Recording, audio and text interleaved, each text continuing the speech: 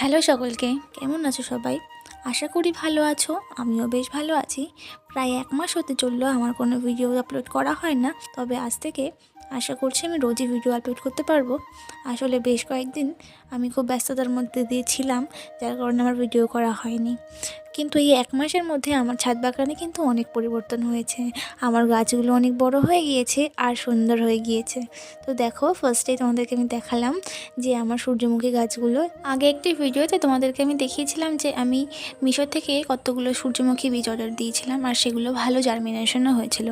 আর সেই গাছগুলোই দেখো আজ কত বড় হয়ে গিয়েছে। প্রতিটা গাছে কুড়ি এসেছে, আর কুড়িগুলো আস্তে আস্তে বড়ও হয়ে গিয়েছে, কিছুদিন পরেই ফুটতে শুরু করে দেবে।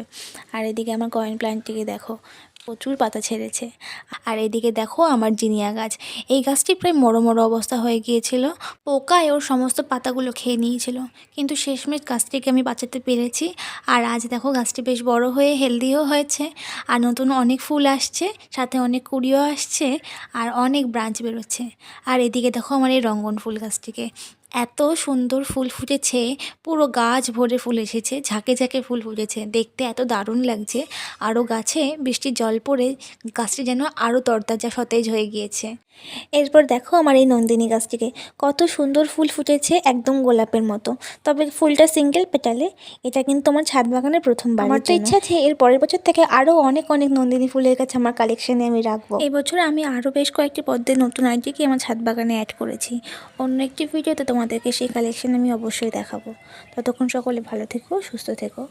ভিডিওটি এতক্ষণ দেখার জন্য অনেক ধন্যবাদ। আজ আসি, টাটা।